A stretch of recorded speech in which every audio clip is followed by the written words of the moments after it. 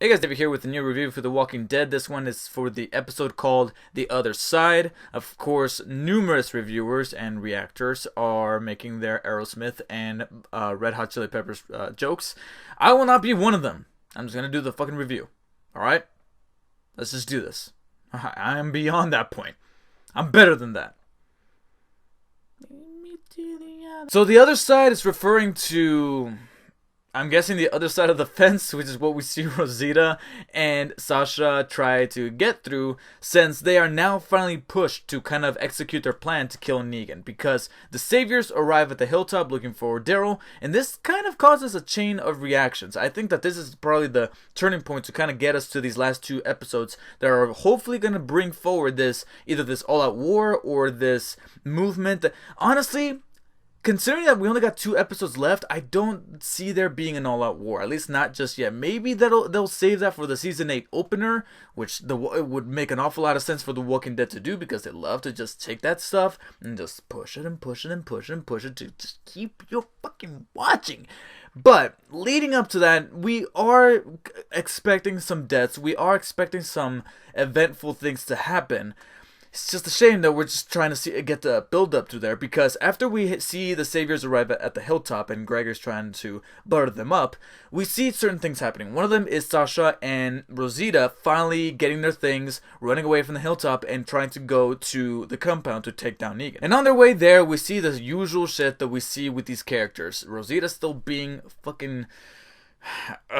she's still being a character to watch on screen, scowl endless amounts of times as she just tries to talk shit about Rosita, or try to talk shit to Sasha, and Sasha just trying to deal with it. In fact, there's moments where I feel like she's gonna break, and I was hoping that there would be a scene where she would be like, okay, enough is enough, okay, yes, I wanted to fuck Abraham, okay, get over it. Like, I wanted her to have that scene, except it leads to a scene that's a little bit more predictable, which is the two of them kind of bonding once Rosita kind of gets over herself, and from that point on, then it picks up. Then it becomes interesting at the end, where they finally walk up to the compound, surprising a somewhat brainwashed, quote-unquote, Eugene, who's commanding people, trying to fortify the defenses, and after shooting down that guy next to him, Eugene is shaken. And now we're left to wonder, is he going to betray Sasha and Rosita, who are trying to take down Negan right there and then? Like, they're actually trying to do the plan right there while cutting to the fence? Or is he just going to cower away and run away? It's interesting to see that he went back into the compound and didn't go with them. So not only am I looking forward to that, but also Sasha does the thing that, again, is also kind of predictable. I'm getting a little tired of this. I feel like we're seeing it in way too many shows, way too many video games, way too many movies. It's becoming really predictable. The two characters who go off to do some kind of suicidal mission, and at least one of them is going to be like, okay, here, I'll push on through, and then I'll leave the door open for you, or I'll be right behind you. And then they close the thing off and be like, save yourself, like that. Like, I'm getting tired of that. And I saw it coming from a mile away here with Sasha. Not only because Sasha is the one that's more willing to, it has the better virtue, but also because the actress who plays Sasha is committed to doing the Star Trek show, so expect her death within the next 2 episodes. Like, there's no way for that not to happen.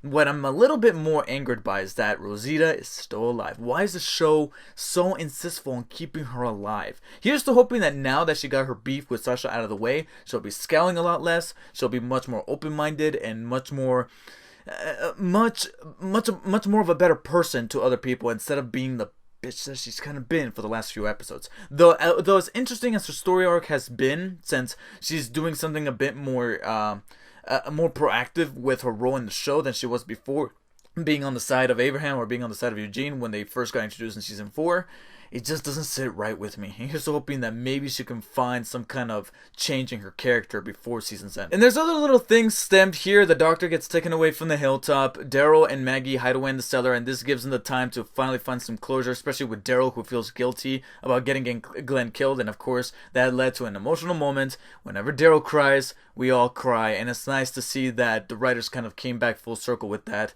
and it's cool that they acknowledge that, because it was a chip on Daryl's shoulder. So it's kind of cool that it kind of did right by the character to make sure that he was like, yeah, it was I feel like it's my personal fault that I got Glenn killed, and I'm so sorry. That's why I can't really look at you in the eye, Maggie. And I like that they included that in here. But besides that, we also got Gregory being Gregory, with him trying to butter up Trevor, who Stephen Ogg, man, he's always great, and I'm glad that he's being given more to do instead of just Negan all the time. I like that we have kind of like a secondary boss here in the form of Stephen Ogg's character. Can't remember his name. God, and name's escaping me, but he's just so good in this role, and I'm hoping that he sticks around for a good while, but there's a likely chance that maybe he won't be there past the season finale. But who knows?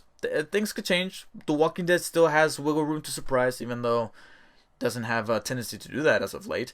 But Gregory has a little bit of a card hidden away in his sleeve by possibly betraying the group as he intimidated Jesus. He told the possible scenario of what could play out to Stephen Ogg's character. Will that be used? I don't know. I'm actually a bit more interested to see how Daryl is going to be joining the fight, since at the end there it looks like he's going to be meeting up with Rosita, and maybe he's going to be going into the compound, and maybe he'll save Sasha, maybe he won't, or maybe he'll be able to punch a dent into the Savior's compound, metaphorically speaking, to hopefully create some damage. At least bide some time while Rick gets more guns, because they only got one more episode to get those other guns for those assholes in the trash, so that hopefully they'll bring forward that group, and they'll also bring forward those women fighters that Tara might be suggesting over to Rick. Other than that, there's really not much more that I can say about this episode, except maybe, I don't know if it's just me, but I noticed specifically in this episode there were some lines of dialogue that were bad. And when I say bad, I don't mean bad in what was written, but how necessary it was. Like, there's certain... I think that the writers of The Walking Dead should follow the golden rule of entertainment, whether it be on film or on television. Show, don't tell. And there's so many moments where characters are just spouting lines to each other, and I'm like, why are they saying these lines? Don't say these lines like... listen, you didn't have to kill him, but I wanted to. I know you did. I know that you know. Like, there's just one step away from saying, I know that you know that I know. I know that you... Like, just shut the fuck up. It was a likable episode that was probably one of the least cringe-inducing ones that involved Rosita, but nevertheless, I'm not going to deny that this was another episode that kind of got the pieces of the chessboard moving leading up to our season finale, and nothing really more than that. So I'm going to be giving it, actually, quite honestly, a low 7 out of 10. Likable episode, but I really didn't see much out of it except to see, okay, come on guys, get to this finale here, and hopefully you guys have big shoes to fill, so let's hope that you can meet those standards, meet those expectations that you're kind of starting to build up inside of us leading up to this finale. So if you guys have seen this episode of The Walking Dead, please let me know all of your feedback and your thoughts in the comments below.